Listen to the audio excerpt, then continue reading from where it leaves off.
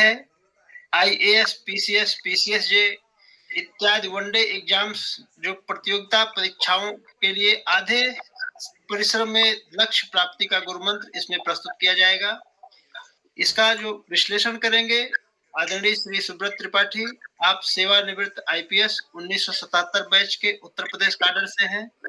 इलाहाबाद विश्वविद्यालय एवं UP board में सुविधा संपन्न लोगों के गर्व को उन्मीलित करने का सौभाग्य प्राप्त करने वाला करियर आपका रहा है। आप 21 वर्ष की आयु में परीक्षा देकर सिविल सर्विसेज परीक्षा की बैतरणी पार करने का अनुभव किए, जबकि साहित्य, राजनीतिक, पत्रकारिता इत्यादि से बचे समय में ही प्रतियोगिता को समय दिए। गुरु जी, आपका हार्दिक स्वागत है। निवेदन है इस विषय पर तमाम सारे छात्र और उनके गार्जियन उपस्थित हैं आपके अनुभव को प्राप्त करने के लिए। इस विषय पर अपना अनुभव और मार्गदर्शन प्रदान करें। स्वागत है गुरु जी। प्रिय शिष्य विक्रांत पांडे जी के अनुरोध पर इस सीरीज का उद्घाटन किया गया। आप सभी बंधुओं को मेरा यथोचित प्रणाम, आशीर्वाद। यह सीरीज उन लोगों के लिए दी जा रही है जो कि आर्थिक रूप से इस मामले में समर्थ नहीं है कि वे एक बड़ी बड़ी कोचिंग संस्थाओं को ज्वाइन कर सके, जिनके पास इतना पैसा नहीं, इतने संसाधन नहीं है।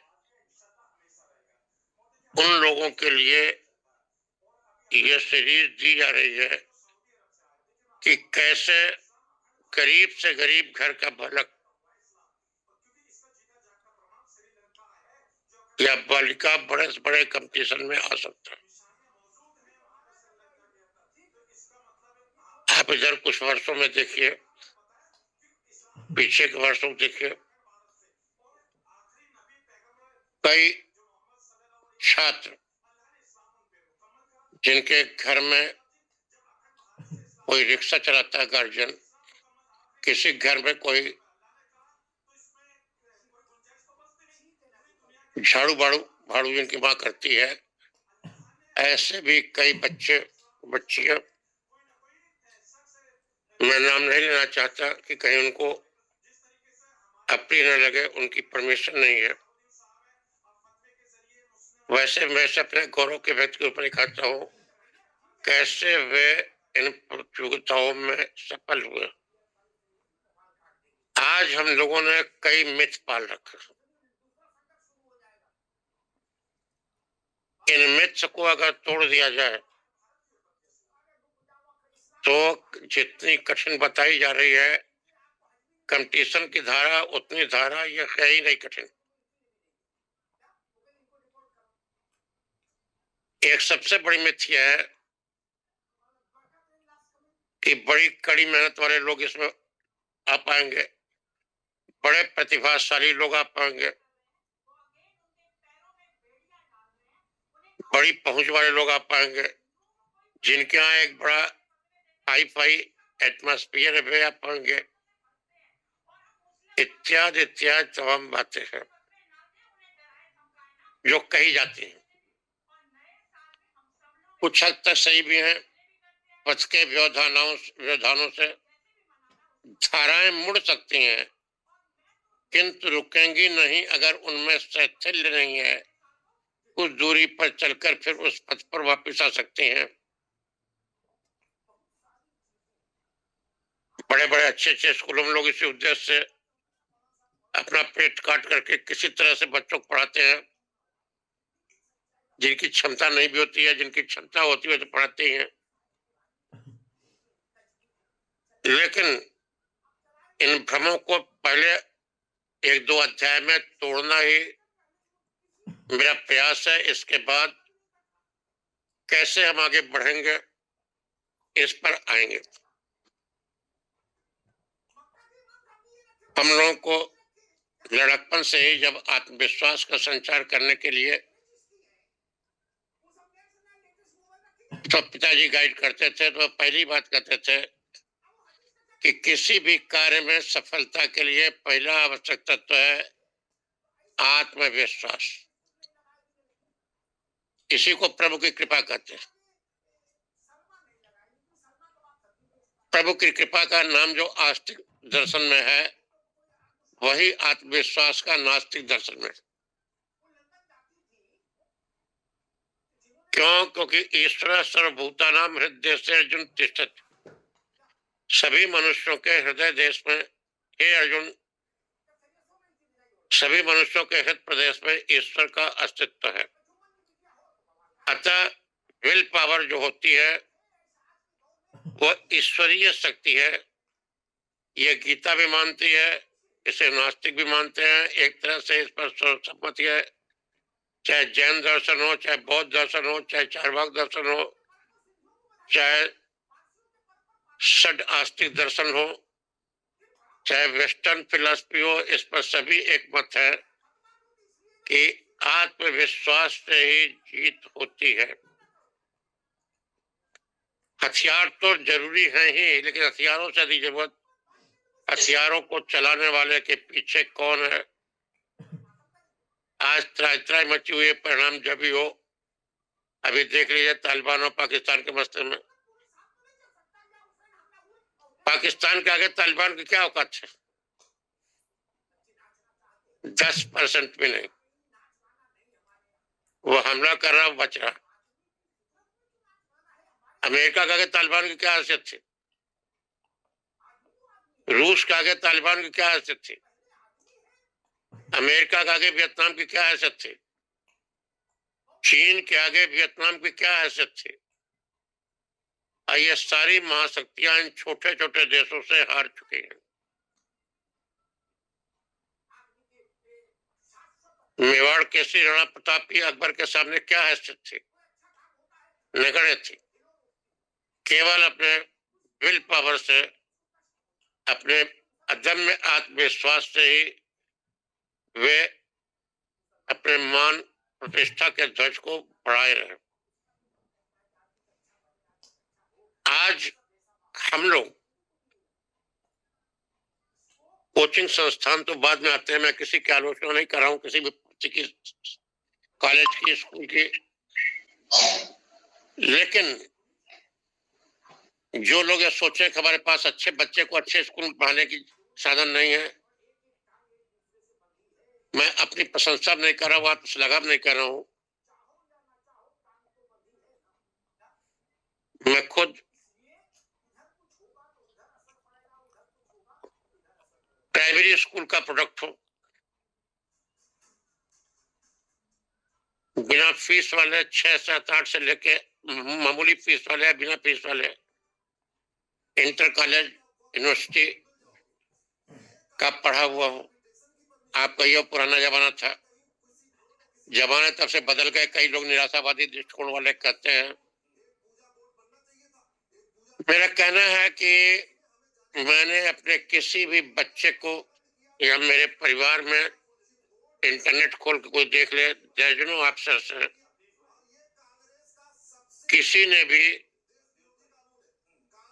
प्राइवेट या प्राइवेट गवर्नमेंट या पब्लिक स्कूल से जहां मनमानी फीस लगती है, शिक्षा नहीं प्राप्त की है। मैंने स्वयं अपने बच्चों को सरकारी स्कूल में पढ़ाया।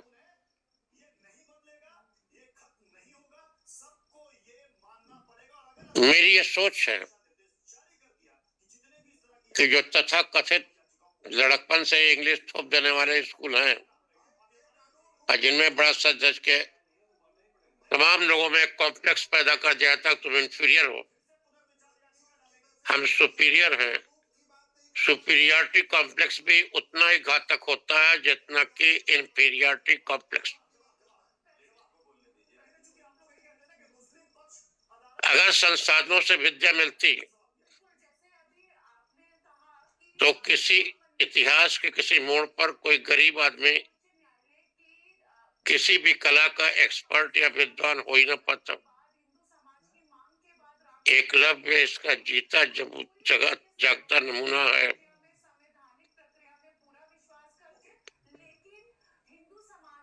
एकलव्य के मुंह से स्वयं यह उद्गार निकला है कि सर्वश्रेष्ठ धनुर्धर कौन है, भले अंगूठे के अभाव में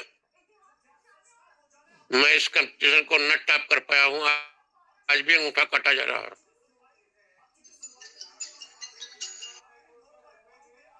आज भी अंगूठा काटा जा रहा है।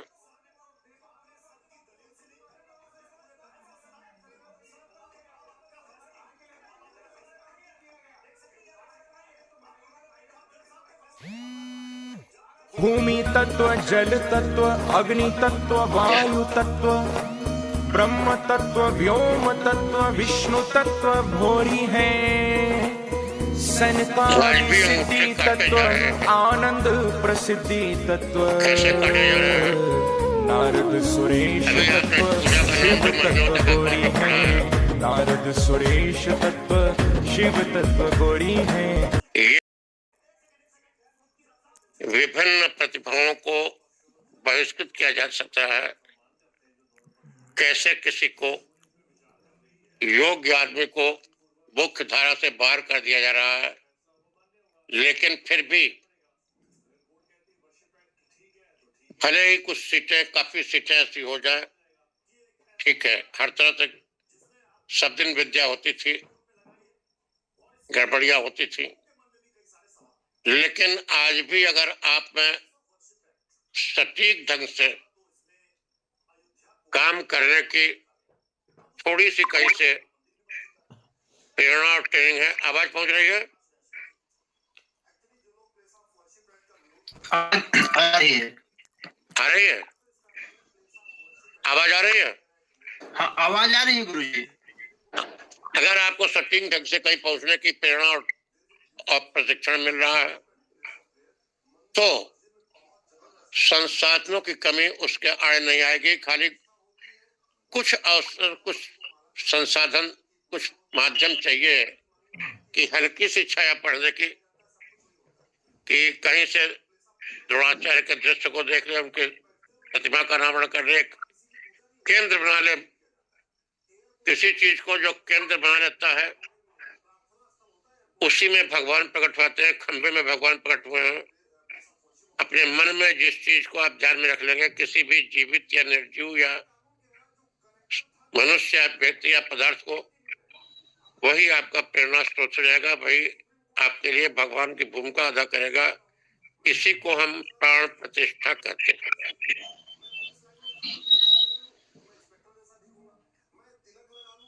अगर आप संकल्प कर लेंगे, संकल्प पूरा होगा। सबसे बड़ी स्थिति यह होती है कि मत भूलिए कि लोग असली हकीकत से दूर हो जा रहे हैं। असली हकीकत से दूर हो जा रहे हैं।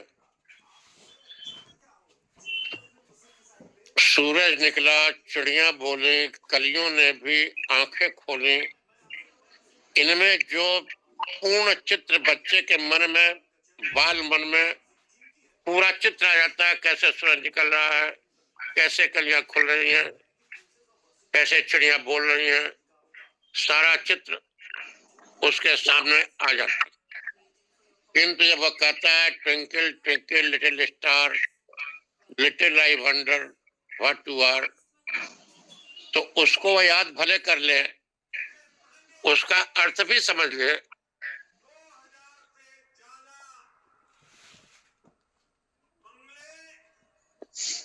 उसका अर्थ भी समझ ले,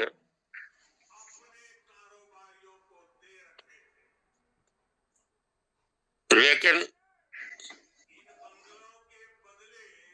उसका अर्थ भी समझ ले, लेकिन उसके मन में वे भाव नहीं आ पाएंगे जो कि सूरज निकलने में और चिड़ियों के खिलने में और कलियों के खिलने में और चिड़ियों के बोलने में आते हैं।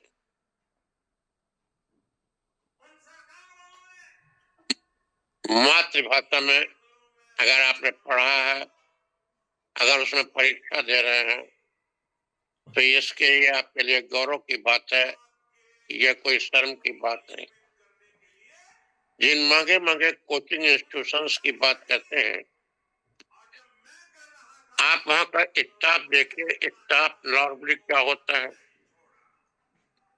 मैं किसी बच्चे की क्षमता या विद्वता को चैलेंज दे करके उसका अपमान नहीं करना चाहता।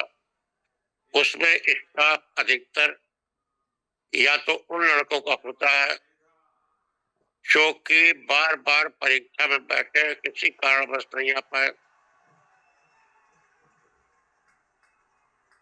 या तो वे उसमें पढ़ना चालू कर देते हैं, या फिर कुछ स्टाफ विश्वविद्यालयों से, डिग्री कॉलेज से लिया हुआ होता है।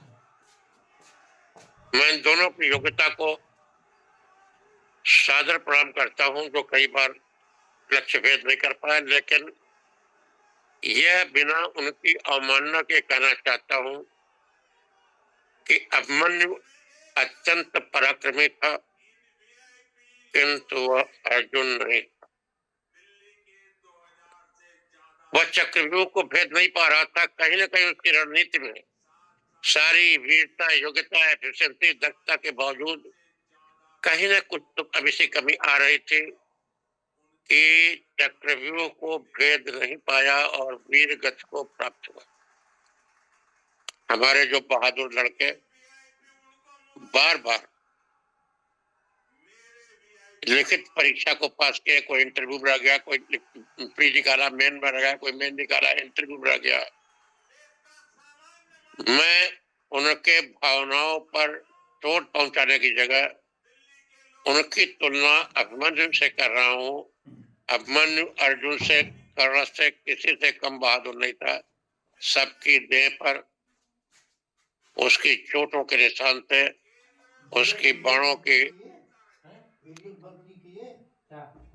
विकरालता की छाप थी। किंतु एक बहुत बड़ा किंतु है, नथिंग सक्सीड्स लाइक सक्सेस।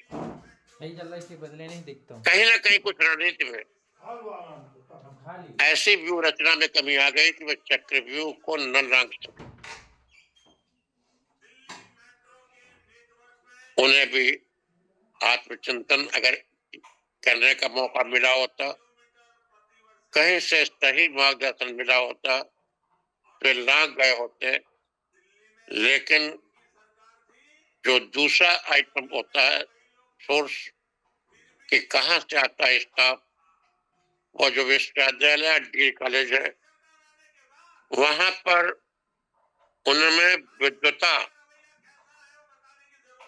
विश्वविद्यालय में उत्पन्न करने वाले आदरणीय प्राध्यापक होते हैं, जिनके चरणों में हम सादर प्रणाम करते हैं। उनकी कोचिंग ये रिसर्च के लिए या उसके जो कंपटीशंस होते हैं उनके लिए तो उचित है, लेकिन वह न चाहते हुए भी लाख रोकते रोकते अपने को वे एक विषय विशेष में विशेषज्ञता उत्पन्न करने लगते हैं, क्योंकि यही वे विश्वविद्यालय में रात दिन कर रहे हैं। वे संपूर्ण विषय में दक्षता कैसे पाई जाए इस पर ध्यान केंद्रित करने की जगह एक विशेष विषय में भूमि तत्व, जल तत्व, अग्नि तत्व, वायु तत्व, ब्रह्म तत्व, व्योम तत्व, विष्णु तत्व भोरी है। सनकादि सिद्धि तत्व, आनंद प्रसिद्धि तत्व, नारद सुरेश तत्व, शिव तत्व गोरी है। नारद सुरेश तत्व, शिव तत्व गोरी है। नारद सुरेश।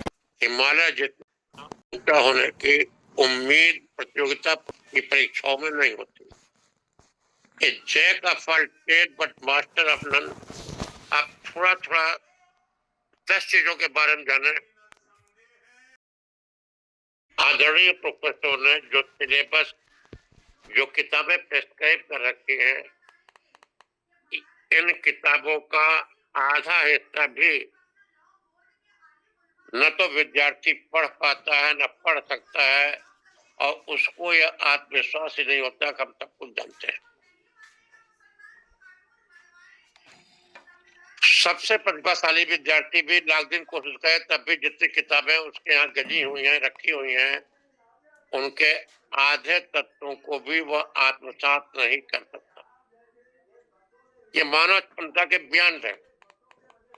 आप अपने बच्चे की, अगर आप इंग्लिश से अपने बच्चे की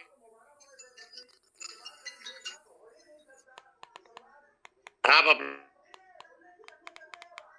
बच्चे की प्राइमरी स्कूल की किताब को उठा लीजिए, हर पेज पर नहीं तो 2-3 पेज पर कम से कम आपको 2-4 शब्द ऐसे मिल जाएंगे जो कि आपको 1, 2, 3, 4 के बच्चों को जो आना चाहिए।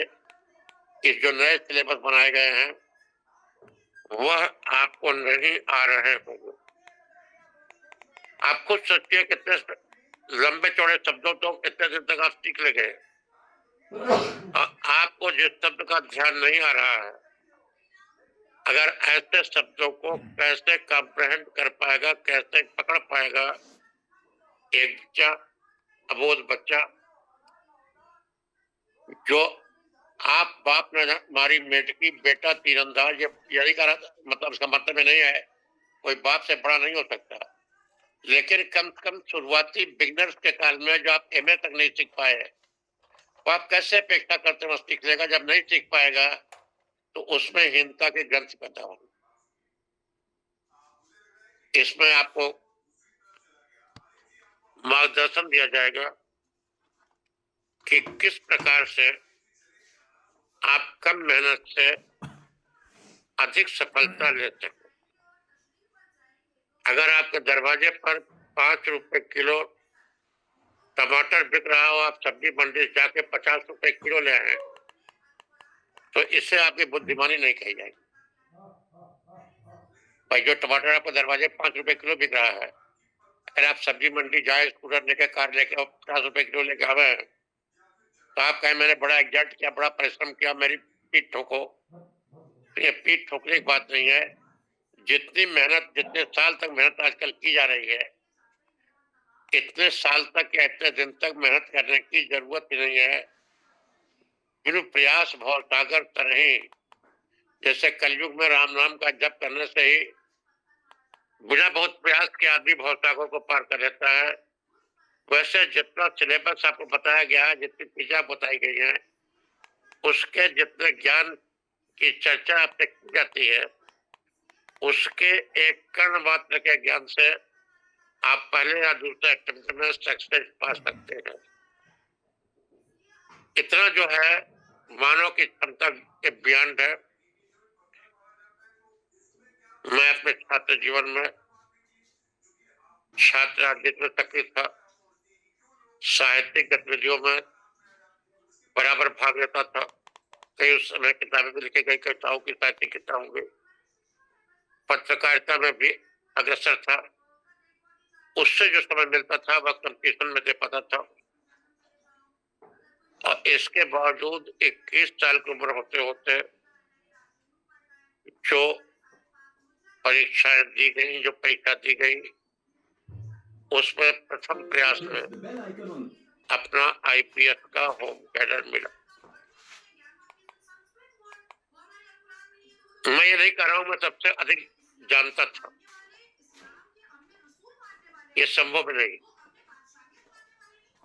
एक विषय का कोर्स हो तब तो कोई विद्वता का प्रदर्शन हो सकता है, लेकिन जहां पर दर्जनों विषयों से प्रश्न पूछे जा रहे हो, वहां पर आप सोचे कि आप विद्वता अर्जित करके उन प्रश्नों का उत्तर दे पाएंगे, तो नन्नो मत होगा राधा नाचेगी। और साल, 2 साल, 4 साल, 6 साल, 8 साल, 9 साल, 10 साल, आज इंटरनेट पर देख लीजिए, अधिकतर लोग अपने लगभग अंतिम प्रयास में 1-2 अटेम्प्ट बाकी रह जाते हैं, तब सिलेक्शन ले पाते हैं। आज के चित्र में अर्ली सिलेक्शन बहुत कम हो गया है। इसका मात्र यही कारण है कि हम अपने बाहुबल पर विश्वास न करके, अपनी प्रतिभा पर विश्वास न करके, हम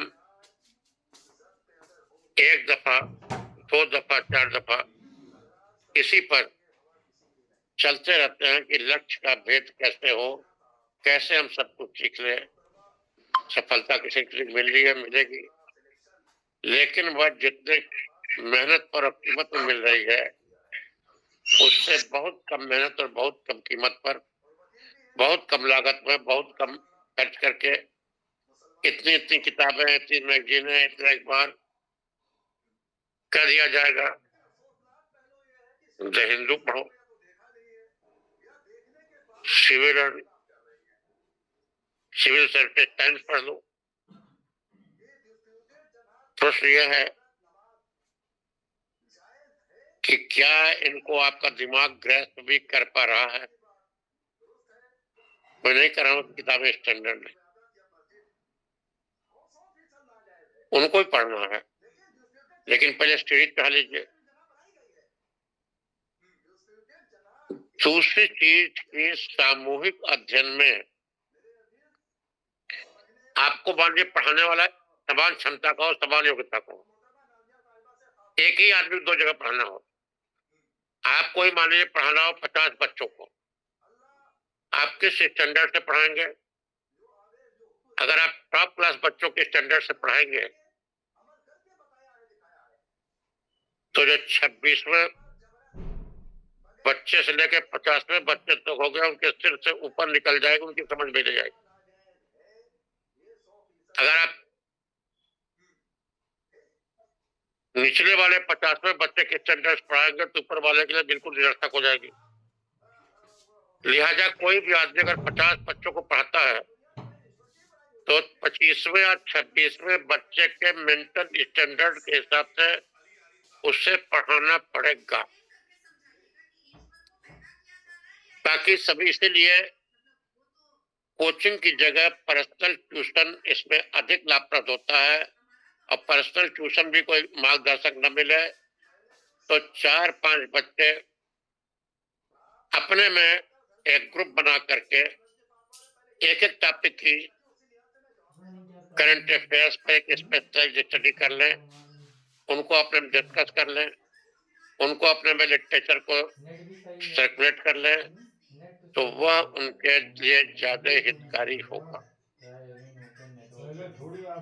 सामूहिक अध्ययन में फिर आपने जो यूनिवर्सिटीज में क्लासेज में पढ़ा उसी तरह से सब पढ़ लेंगे। सब चीज किताब में लिखी है, क्या पढ़ेंगे आप कि बाबर कौन था, औरंगजेब कौन था, हुमायूं कौन था, शेरशाह सूरी कौन थे, अशोक कौन थे, चंद्रगुप्त विक्रमादित्य कौन थे, चंद्रगुप्त मौर्य कौन थे, क्या थे। ये सारी चीजों में जो किताबों में लिखा हुआ है, मैं पूछता हूँ कि कौन सी चीज ऐसी है जो कि समझ के बाहर हो, केवल उनका मर्म समझने को होता है। वह जब आदमी 50 आदमियों के ग्रुप को जो पढ़ाएगा, वह आदमी चाहे कितना भी विद्वान हो, योग्य हो, टू द पॉइंट हो, अगर वह 26वें विद्यार्थी के मेंटल कैलिबर के बराबर पाके नहीं पढ़ाएगा, उसके लिए नहीं पढ़ाएगा, तो पूरे क्लास के लिए निरर्थक हो गया। जब 26वें विद्यार्थी के ध्यान में रख करके आपकी पढ़ाई की जाएगी तो आप कंपटीशन में कैसे आएंगे इसकी आप खुद कल्पना कर लीजिए। अगर टॉप क्लास विद्यार्थी को ध्यान में रख के पढ़ाई जा रही है तो उसको आप पढ़ करेंगे क्या, वो आपके ध्यान में आएगी कैसे? एक आत्मविश्वास रखिए। जीवन में कोई ऐसी चीज नहीं है जो पाई न जा सके। हम इस जीवन के भाग में एक फील्ड ये चुने कि जिनको किसी कारण से भगवान ने वंचित कर दिया है, आर्थिक संसाधनों से, सामाजिक संसाधनों से, उनको संसाधन प्रदान करने की आर्थिक क्षमता तो नहीं है, लेकिन वानप्रस्थ और संन्यास जीवन की तरह से जीवन के शेष भाग को विभिन्न पहलुओं को केंद्रित कर जिस किसी अंडर प्रिविलेज आदमी किसी कारण हो सकता है, किसी के माँ बाप में अनाथ हो गया, किसी का बिजनेस फेल हो गया, कोई नौकरी से बाहर हो गया, बर्खास्त हो गया, उसके बच्चे अंडर प्रिविलेज हो गए,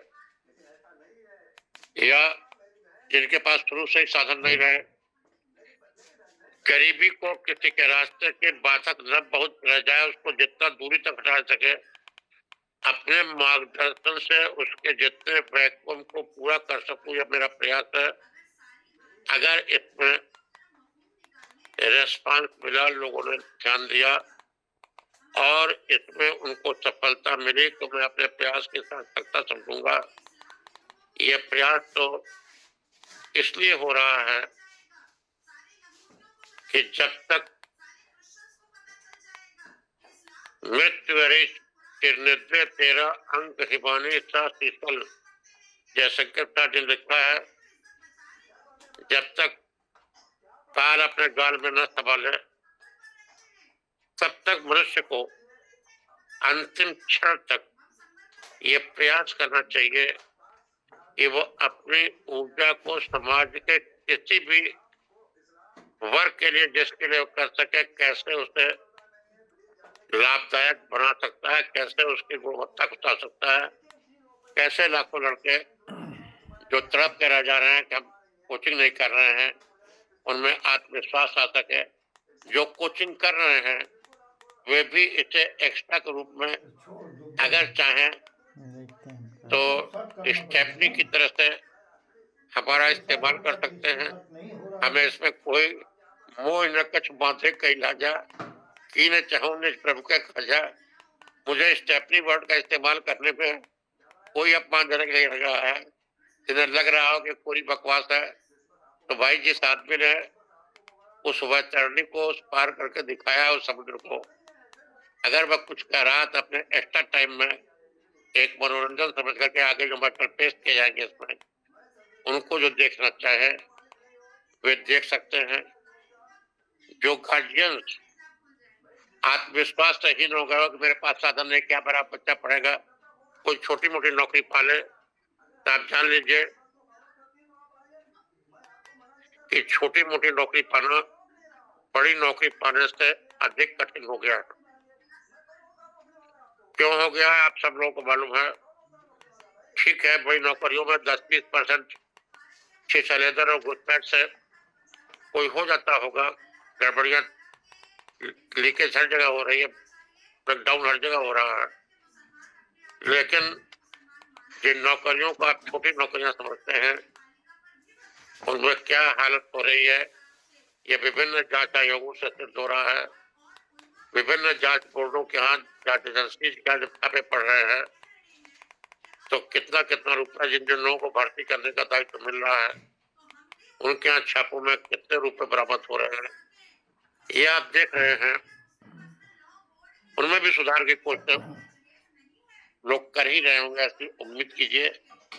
लेकिन तब तक छोटे और बड़े में कोई चीज छोटी और बड़ी नहीं होती है। कहीं भी आदमी सिलेक्ट हो सकता है, बड़ी बड़ी जगह सिलेक्ट होता है।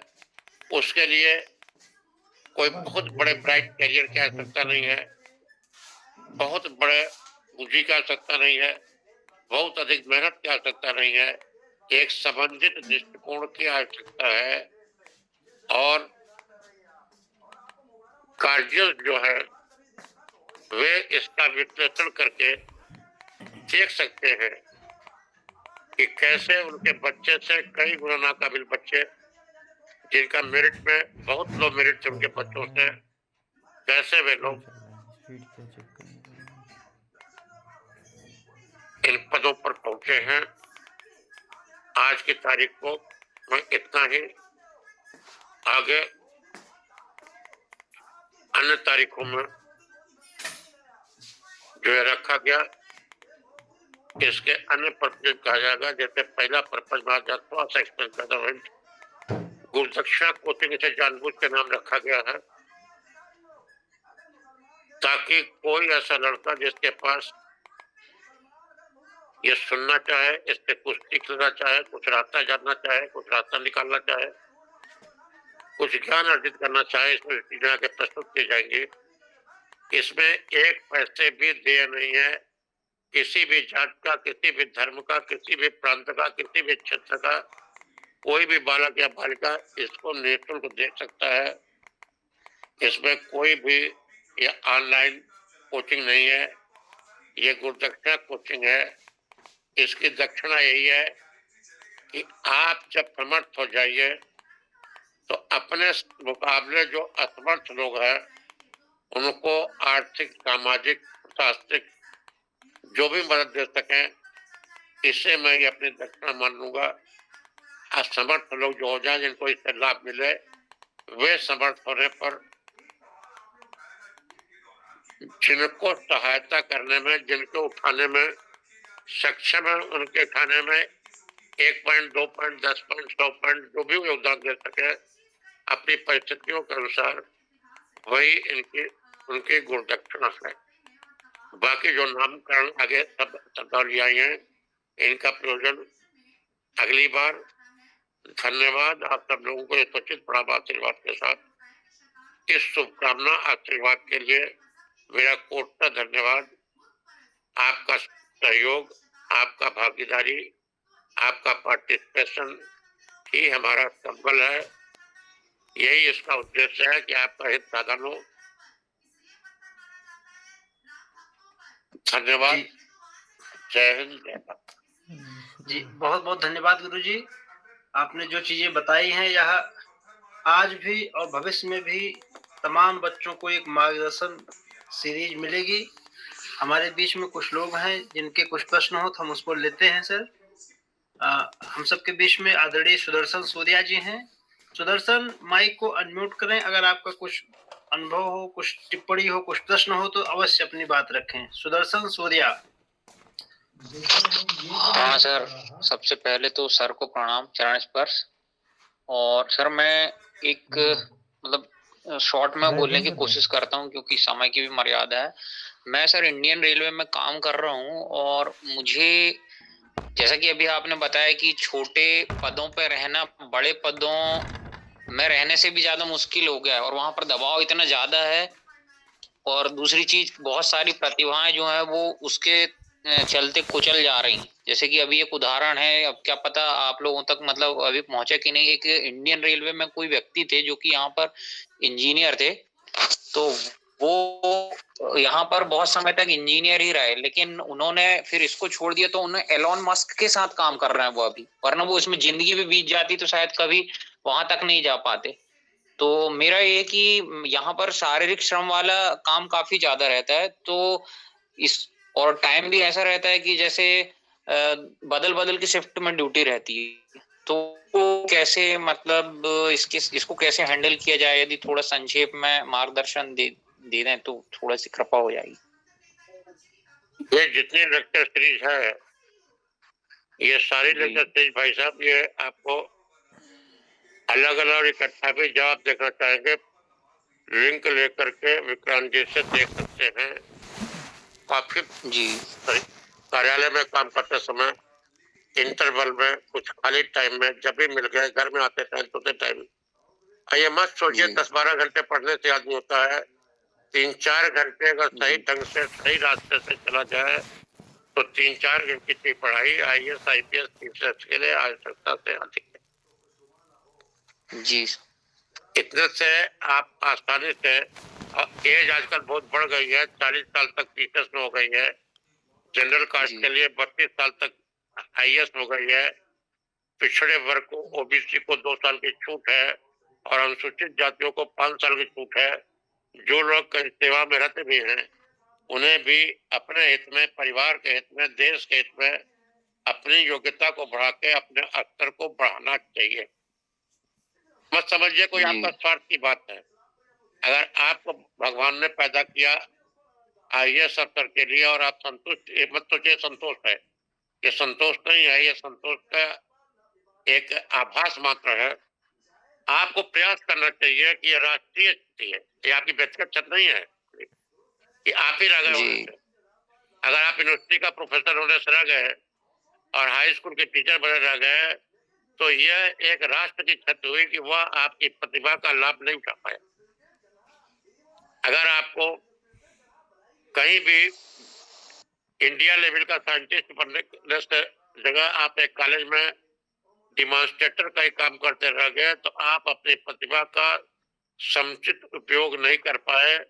रघुपत साहब फिराक साहब यूनिवर्सिटी के टीचर हुए, हेड हुए और वे कई सालों तक हाई स्कूल में अनट्रेन्ड एलटी गेट में पढ़ाए थे। पीसीएस की नौकरी छोड़ने के बाद नौकरी छोड़ दिया, एलटी था नहीं, हाई स्कूल में फुल पेमेंट मिलने सकता था। हाई स्कूल के गेट के 2/3 पेमेंट पर कई वर्ष पढ़ाया। एकाएक उनको आभास हुआ कि मैं अपनी प्रतिभा का क्षरण कर रहा हूँ, तो उन्होंने प्राइवेट एमए किया और उसी टाइम पीएचडी तब तक अनिवार्य नहीं था उस काल में, और वे जो है यूनिवर्सिटी में अपॉइंट हो गए।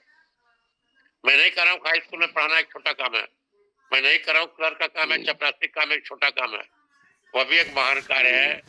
अगर सफाई कर्मी अपना काम न करे तो चारों ओर बदबू फैल जाएगी।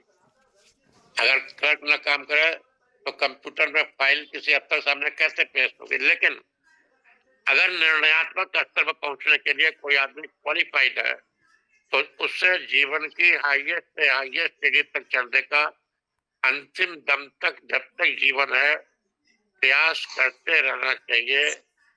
यह कोई संतोष वो होता है कि आपको न मिल पाए तो उसके लिए आप दुखी ना हो, टेंशन ना हो, तनाव में ना हो, लेकिन इस संतोष का मतलब यह नहीं है कि आप प्रयास न करें, हम प्रयास न करें। हमें महत्वाकांक्षा भी और संतोष का संतुलन चाहिए। महत्वाकांक्षा चाहिए, बड़ी बड़ी जगह चढ़ने के लिए कोशिश करें, और संतोष से कहता है कि न मिले तो कम से कम जितना मिल जाए उतने से भी संतुष्ट है। धन्यवाद जी सर, धन्यवाद। बहुत बहुत धन्यवाद सर। हम सबके बीच में नीलेश पांडे हैं। नीलेश, माइक अनम्यूट कीजिए, कुछ प्रश्न हो तो अवश्य पूछ सकते हैं। नीलेश, माइक वाली बटन है, उसको प्रेस करोगे तब आवाज आ पाएगी, वीडियो के बगल में। हाँ सर, प्रणाम सर। हेलो। नीलेश, आवाज आ रही है, आवाज आ रही है।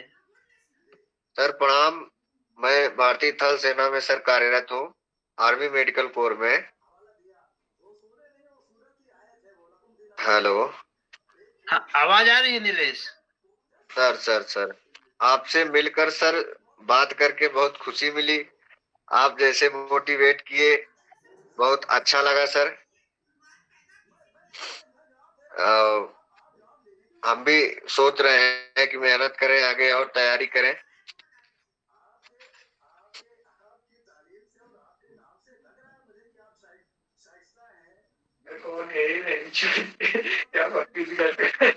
नहीं, बिल्कुल बिल्कुल नीलेश, बिल्कुल आगे बढ़ो। जो कुछ पूछना होगा, गुरुजी आपके साथ सदैव हैं। कुछ प्रश्न हो तो आप रख सकते हैं हमेशा, और आगे बढ़ने के लिए सदैव संभावनाएं हैं। जब चाहो तब आगे बढ़ जाओ। ठीक है सर, ठीक। अब गुरुजी की बातों को सुन के ऐसा लग रहा है कि हम आगे और मेहनत कर सकते हैं और मेहनत करेंगे। नहीं, बिल्कुल बिल्कुल भैया। हाँ। हम सबके बीच में आदरणीय जेएल वर्मा जी हैं। वर्मा सर, आप एक अभिभावक हैं।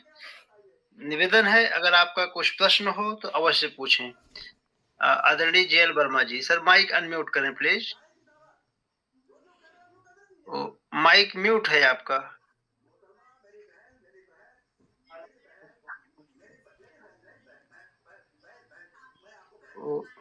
वीडियो के बगल वाली बटन होती है माइक की।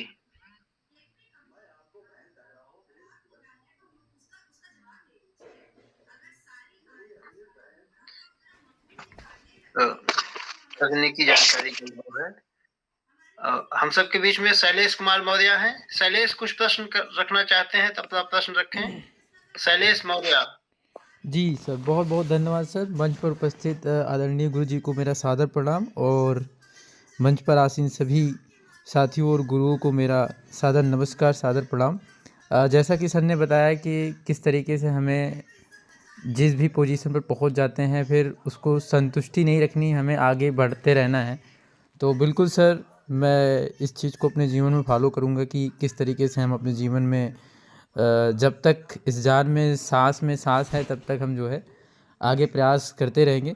और मेरा भी है कि हम किस तरीके से आज अपने भारत देश की जो भी चीज़ें हैं उसको वर्ल्ड लेवल पे कैसे ले जा सकते हैं, क्योंकि बहुत सारी जो कंट्रीज़ में देखे रहे हैं कि जैसे अगर मेडिसिन क्षेत्र में देखें तो बहुत सारी फार्मा इंडस्ट्री जो है अपने इंडिया में माल जो है बेच रहे हैं। और ये भी चीज़ें समझ में आ रही कि कैसे जो है हम आज जो है मैक्सिमम इंपोर्ट कर रहे हैं और मिनिमम एक्सपोर्ट कर रहे हैं।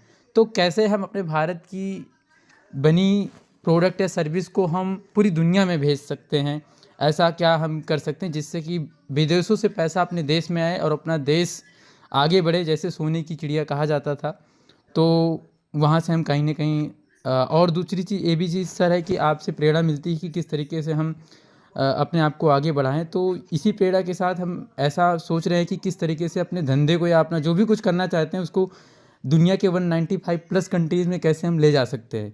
और आज ये टेक्नोलॉजी के माध्यम से संभव है और मुझे लगता है कि आने वाले 10-20 साल, 30 साल, 40 साल में एट द एज 50 तो हो सकता है कि ये संभावनाएँ, जो विचार है, जो विमर्श है, जो मैं सोच रहा हूँ कि हो सकता है बहुत सारे लोग को रोज़गार अपने देश में मिले, अपने गांव में रह करके वो क्या कुछ कर सकते हैं, इस पर एक्सप्लेनेशन है। और चूँकि एआई और एमएल आ चुका है तो इस पर भी बहुत तेज़ी से काम लोग कर रहे हैं, क्योंकि भी सिलिकॉन वैली में बहुत तरीके के स्टार्टअप चल रहे हैं जिस पर काफ़ी चीज़ें हो रही हैं। तो मुझे लगता है कि जितने भी युवा साथी हैं वो जो भी कुछ करना चाहते हैं, जिस भी क्षेत्र में करना चाहते हैं, जैसा कि सर ने बताया कि वो संतुष्टि ना रखें, आगे बढ़ते रहें और इस देश और समाज को अपने लिए, अपने परिवार को क्या दे सकते हैं, क्योंकि हमने यहाँ से कुछ लिया है तो हमारा भी ये कर्तव्य बनता है कि उसको हम 10x, 20x, 30x, 40x गुना करके दें। ये हमारी जिम्मेदारी है।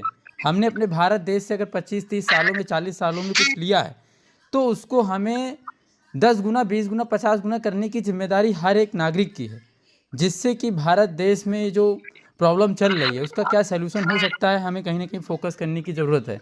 और जैसा सर ने बताया कि आईएएस, पीसीएस और बहुत सारे पदों पर लोग काम कर रहे हैं, अच्छा उस पर कर रहे हैं, तो ये तो बहुत अच्छी बात है।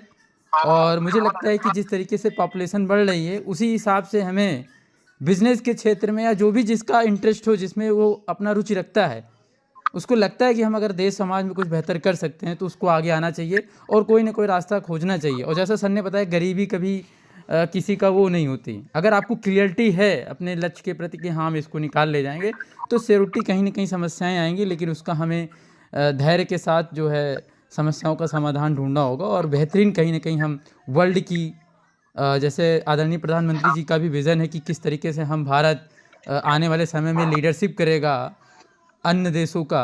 तो मुझे लगता है कि 2047 जो भारत का सपना है कि जो है डेवलप कंट्री बनेगा, और इसमें युवाओं का बहुत बड़ा रोल रहेगा, क्योंकि आज की डेट में ऑन एवरेज अगर बात करें तो 29 साल उम्र जो है लगभग यंग लोगों की है। तो इससे लगता है कि अगले 30 साल में जो पॉपुलेशन या जो लोगों का सबसे ज़्यादा रोल रहेगा वो युवाओं का रहेगा। और सभी लोग जो युवा पीढ़ी है वो अपने बुजुर्गों से, अपने माता पिता और अपने जो भी उनके गुरु हैं उनसे सीखे कि किस तरीके से हम अपने भारत देश की जो भी चीज़ें हैं उसको वर्ल्ड लेवल पर कैसे ले जा सकते हैं। और मुझे लगता है कि अगर फाइनेंशियल वाइज बात करें पैसे को लेकर के, तो पैसा तो बहुत है, ये डेफिनेटली ये बात सत्य है। इतना पैसा है जितना आप कमा सकते हैं। अंबानी, अदानी, एलन मस्क जैसे बिलियन डॉलर की कंपनी खड़ी कर रखी है, चाहे आप किसी को भी देख लीजिए। तो हम में भी वो ताकत है कि हम बहुत बड़ी कंपनी बना सकते हैं। जैसे मेरा एक ये भी रहता है, कभी कभी मैं सोचता हूँ कि लोगों का सपना होता है कि यार मैं गूगल में काम करूँ, लोगों का सपना होता है कि मैं फेसबुक में काम करूँ, लोगों का सपना होता है कि मेरे को एप्पल में जाना है। बड़ा गर्व होता है कि मैं एप्पल जैसी कंपनी में काम करता हूँ। 4 लोगों को आप बताएंगे तो क्या एप्पल जैसी कंपनी हम नहीं बना सकते? क्या कभी हमने ये सोचा कि यार चलो हम एप्पल जैसी कंपनी बनाते हैं, गूगल जैसी क्या हम कंपनी बना सकते हैं जिस पर लोगों को गर्व हो कि यार मैं गूगल जैसी कंपनी में काम करता हूँ। मैं मान लेता हूँ, समझ लीजिए कि XYZ कंपनी है जो कि वर्ल्ड की टॉप 1 कंपनी में आती है, तो अगर हम उसमें काम कर रहे होंगे तो कैसा लग रहा होगा कि यार हम उस कंपनी में काम करते हैं। तो क्या ऐसा संभव है? ऐसा हम सोच सकते हैं। तो ऐसा सोचा जा सकता है, क्योंकि जो सोच सकते हैं वो कर सकते हैं डेफिनेटली। इसको मैंने कहीं पढ़ा था, अगर आप सोच सकते हैं उसको आप कर सकते हैं, और जब तक सोचेंगे नहीं तब तक करेंगे नहीं। अगर हमारे जेब में 1 रुपये भी नहीं हो, आप जानते होंगे ओयो, जो कि होटल चैन है, पूरे वर्ल्ड का टॉप 1 में आता है, पहले नहीं था। उनके पास 1 रुपये भी नहीं था, नो वन सिंगल रुपीज़, लेकिन उन्होंने सोचा कि हम वर्ल्ड की टॉप 1 होटल चैन इंडस्ट्री बनाएंगे। आज वर्ल्ड की हर एक कंट्रीज़ में उनका अपना बिजनेस है, इंडिया के अलावा भी, जबकि उनके पास कोई होटल नहीं है। तो क्या हम ऐसा सोच सकते हैं? जब तक हम अपने विज़न, अपनी सोच को, थिंकिंग को नहीं बढ़ाएंगे, मुझे लगता है कि आज अंबानी जैसे, अदानी जैसे बड़े बड़े प्लेयर की ज़रूरत है, जिससे कि देश की गरीबी को मिटाया जा सके। और मुझे लगता है कि जब लोगों को गर्व होता है कि गूगल जैसी कंपनी में काम करना, जो कि यूएस से चली है, तो ऐसी कोई कंपनी अपने भारत, हिंदुस्तान के अंदर बननी चाहिए, जिसमें विदेशों को गर्व हो कि हम इस कंपनी में काम करते हैं। अपने भारत देश के लोगों को भी गर्व होना चाहिए कि हम इस कंपनी में काम करते हैं। क्या हम ऐसा बना सकते हैं? डेफिनेटली बना सकते हैं, लेकिन वक्त लगेगा, और वक्त के साथ हमें चीज़ों को समझना होगा, और वक्त के साथ डेफिनेटली बन सकता है।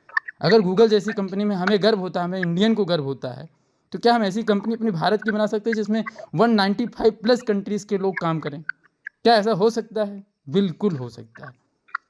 तो मुझे लगता है कि अगर हम ऐसा युवाएँ सोचेंगे, तो मुझे लगता है डेफिनेटली ऐसा कुछ हम कर सकते हैं, वर्ल्ड लीडर बन सकते हैं। भारत एक वर्ल्ड लीडर बन सकता है, और सबकी, पूरी दुनिया की नज़र अब भारत पर है। क्यों है? उसके पीछे भी कारण है, क्योंकि हमारे पास युवा है। और आज आप देखिए यूएस में, देखिए कि यूएस में आप देखेंगे तो आप यूएस पॉलिटिक्स को देखेंगे तो वहाँ पे अपने इंडियन हैं। तो कुछ हम ऐसा क्या कर सकते हैं, हमें ये सोचना होगा। हमें बड़ा गर्व होता है कि जैसे भी हमने बात करी गूगल, इन स्पेस में बड़े गर्व होता है कि हम ऐसी कंपनी में काम करते हैं, अमेजॉन में काम करते हैं। बहुत सारे लोग, मैंने सुना है, जैसे मैंने एक चीज़ और भी सुना है किसी से, कि उस कंपनी में तो गाड़ी मिलती है जाने के लिए, उस कंपनी में तो घर मिलता है, फैसिलिटीज़ मिलती है।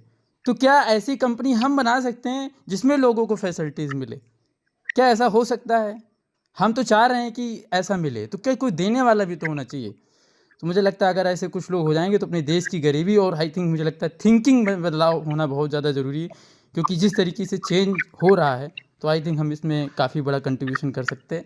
यही विज़न है मेरा कि इस देश और समाज में मैं क्या दे सकता हूँ। यही मेरा विज़न है कि मैं क्या दे सकता हूँ, कंट्रीब्यूशन में क्या कर सकता हूँ इस देश और समाज के लिए, जिससे आने वाला समय लोगों को गर्व हो कि मैं इस कंपनी में काम करता हूँ। That's it. अगर मेरी बात में अगर कुछ त्रुटि हो तो मैं आप सभी गुरुओं से क्षमा चाहूँगा। बहुत बहुत धन्यवाद। Thank you sir, thank you so much. आपने मेरे को मौका दिया अपनी बात को रखने का। यहाँ पे बहुत सारे युवा साथी हैं, तो मैं उनसे ज़रूर निवेदन करूँगा कि अपनी सोच को, अपनी थिंकिंग को बढ़ाइए। हमें गर्व होना चाहिए अपने भारत देश पर, कि भारत देश की कंपनी पूरी दुनिया में लीडरशिप करे। जैसे आज सिलिकॉन वैली हब बना हुआ है टेक्नोलॉजी का, वैसा क्या हम अपने भारत देश में कर सकते हैं जिससे गर्व हो। बहुत बहुत धन्यवाद, थैंक यू सो मच आप सभी का। मैं कोई त्रुटि हो तो मैं क्षमा भी चाहता हूँ। बहुत बहुत धन्यवाद, thank you so much, thank you.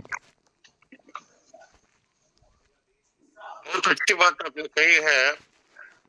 जिंदगी के विविध आयाम होते हैं, और किसी भी क्षेत्र में अगर हम आगे बढ़ते हैं तो हम अपने प्रयास को सफल करते हैं।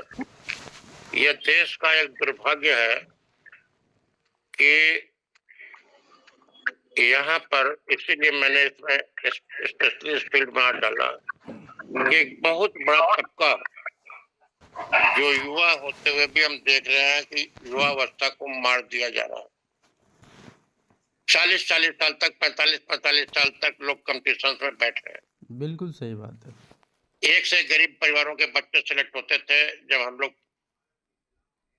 पढ़ते थे, कंपटीशन में बैठते थे। 25 साल में आर पार हो जाता था कि नौकरी आपको मिलेगी कि नहीं मिलेगी, कंपटीशन की। आज बुढ़ापे तक लोग डूबते रहते हैं। इसके अलावा एक बहुत बड़ी प्रवृत्ति जो हम लोगों के टाइम में नहीं दिखती थी, जो लोग इंजीनियर थे, डॉक्टर थे, आईआईटी थे, मेडिकल कॉलेजेस थे, वे लोग प्रायः आईएएस, आईपीएस, टीचर्स इत्यादि कंपटीशन में नहीं बैठते। एक टेक्निकल लाइन आपने चुन ली, उसमें खुद को आगे बढ़ाइए, अपनी योग्यता बढ़ाइए, देश को आगे बढ़ाइए। किसी ने साहित्य चुन लिया, लेक्चरशिप, प्रोफेसरशिप चुन ली, तो उसमें आगे बढ़ाता था। बड़े बड़े लेखक होते थे, आलोचक होते थे, कबीरदास, तुलसीदास, सूरदास, इन लोगों ने जो साहित्य लिखा वो किसी भी साइंटिस्ट से या किसी भी अफसर से कम महत्वपूर्ण नहीं है, बल्कि अधिक महत्वपूर्ण उनसे जीवन की प्रेरणा हमें मिलती है। कोई खिलाड़ी जो खेल रहा है, जिस किसी भी फील्ड में कोई आउटस्टाइल कर सके, चूंकि मैं इस फील्ड का था इसलिए मैं हम लगे जगह से विश्व लोक में पहला पे आलू। जो लोग इस फील्ड से जूझ रहे हैं, सफल न होने पर कुंठा के शिकार हो रहे हैं, सफल होने पर अहंकार के शिकार हो रहे हैं, उसको रोकने के लिए मैंने ये हल्का सा प्रयास किया है। वरना जीवन में जितने भी प्रयास जिस दिशा में भी किए जाए, और ये कहना कि विदेश के लोगों से मैं थोड़ा सा असहमत हूं, यह उनकी आलोचना नहीं है, लेकिन जैसे बहुत से लोग डेंड्रेन शब्द का इस्तेमाल करते हैं कि हमारे देश के लोग बाहर जाके नौकरी कर रहे हैं। प्रतिभा के स्तर जाने से बेहतर उसका पलायन है, एक थ्योरी कहती है। उसके कई आयाम हैं। आज हमारा एक स्थान पूरे विश्व में बना है, इसके पीछे हमारे डेवलपमेंट का तो ही है, लेकिन हमारे साइंटिस्ट ने, हमारे वैज्ञानिकों ने अमेरिका में, इंग्लैंड में, कनाडा में, फ्रांस में, जर्मनी में, तमाम देशों में जाकर के जो अपनी प्रतिभा के झंडे गाड़े हैं, उसमें उनका भी योगदान है। यहाँ तक कि जिसको हम ब्रेन ड्रेन कहते हैं, ये उसी की देन है कि आज भारत के प्रधानमंत्री का नाम लेकर के अमेरिका में चुनाव प्रचार हो रहा है। आज भारतीय जनजातियों, धर्मों का नाम लेकर के अमेरिका में वोट मांगे जा रहे हैं। बिल्कुल। हमारी एक राजनीतिक, प्रशासनिक, सामाजिक क्षमता इस ब्रेन ड्रेन ने बढ़ाई है। यह भी एक देश के लिए कम गौरव का बात नहीं है कि तमाम लोग आज हमारी ओर इतनी आशा से देख रहे हैं। जो लेबर जाता था बाहर, किसी तरह उसको रोका गया, लेकिन उसी लेबर ज्यादा Mauritius, Guyana, Fiji, Trinidad Tobago, Sudan जैसे तमाम देश, भारतीयों से बहुल देश मिली भारत विश्व में पैदा हो गए, जो कि डी फैक्टो भारतीय हैं। यह एक अलग ही उपलब्धि है। आज हमारे देश में पैदा हुआ आदमी इंग्लैंड में प्राइम मिनिस्टर हुआ, अमेरिका में तमाम पदों पर, बड़े बड़े पदों पर विराजमान है। तो हम गुरु जी गोलवलकर ने एक सेंटेंस कहा है, मैं किसी विचारधारा को कह रहा हूं कि अगर हमारा दृष्टिकोण साफ है, अगर हम में राष्ट्रवाद है, तो चाहे देश में तानाशाही हो, चाहे गुलामी हो। उनका जापान गुलामी में तरक्की कर गया, नाजिज्म में जर्मनी तरक्की कर गया, फासिज्म में तरक्की कर गया इटली, कम्युनिज्म में रूस और चीन तरक्की कर गए, और डेमोक्रेसी में इंग्लैंड, अमेरिका जैसे तमाम देश तरक्की कर गए। अगर हमें आगे बढ़ने की क्षमता है, अपने देश से, राष्ट्र से प्यार है, तो हम आगे बढ़ेंगे। हम जिस किसी भी क्षेत्र में रहें, सांस्कृतिक कला, नाचना, गाना, लिखना, पढ़ना, खेल कूद, वैज्ञानिक, प्रशासक, जिस रूप में भी रहे, किसान, उसमें ही अपनी विस्तृतता को आगे बढ़ाने की, जहां हम बैठे वहां बैठकर स्थिर रहने की जगह चरे वेद कि आगे चलो, आगे चलो, अपने को आगे बढ़ाने की, देश को आगे बढ़ाने की प्रवृत्ति हमें महान बनाएगी। धन्यवाद जी, बहुत बहुत धन्यवाद गुरुजी। हम सबके बीच में आदरणीय JL वर्मा सर हैं। वर्मा सर, अब माइक अनम्यूट कीजिए। हाँ सर, अभी आपकी आवाज आएगी। निवेदन है सर, कोई प्रश्न हो, टिप्पणी हो, अनुभव हो, अवश्य साझा करें सर। गुरु जी ने आज को बारंबार प्रणाम। आज जो गुरु जी ने जितने भी सुझाव दिए हैं बहुत सराहनीय हैं, और हम जितने भी हमारे युवा साथी हैं, इन आदर्शों को अपने हृदय में धारण करके आगे बढ़ें और हर वक्त आगे बढ़ते रहें। जैसे एक रामधारी सिंह दिनकर ने एक कविता लिखी है, उसके थोड़े अंश हमको याद है। पथिक पथिक अभी है मंजिल बाकी मत समझो है पार किया, छाया पाकर लगे उन्होंने बोझा सभी उतार दिया, दुर्गम पथ लंबी मंजिल में पथिक तुम्हारे पैर जले, तू क्यों होश गंवाए देता बैठा विश्राम करे। आखिर बीच कुछ छूट गई, आखिर लाइन सुना देते हैं। जाग अरे फिर सो लेना जब मंजिल पा लेना, जब मंजिल मिल जाए तब सो लेना, अभी तो जाग जा, पथिक अभी है मंजिल बाकी मैं समझो पार किया।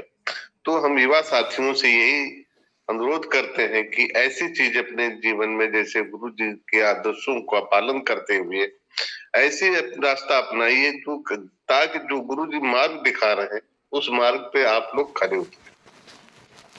मेरी आप लोगों से यही प्रेरणा है, और गुरु जी के आशीर्वाद से मेरी बात में कोई त्रुटि हो तो मुझे क्षमा करें।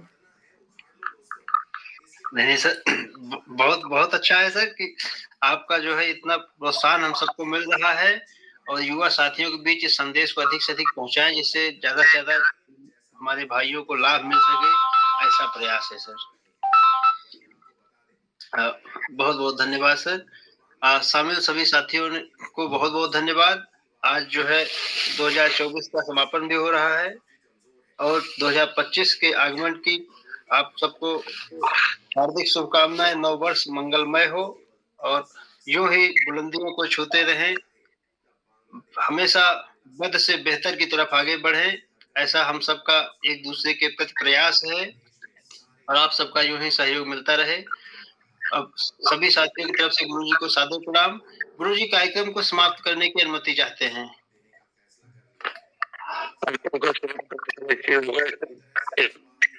इस निवेदन के साथ कि कुछ जो अन्य लोग इंटरेस्टेड लगे उनको आमंत्रित करने का आप लोग कष्ट करें। नव वर्ष मंगल में हो, जीवन शुभ हो आपको, परिवार के लिए, आपके लिए। बहुत बहुत धन्यवाद जी, बहुत बहुत धन्यवाद सर। सभी को सादर प्रणाम। हरे कृष्णा हरे कृष्णा हरे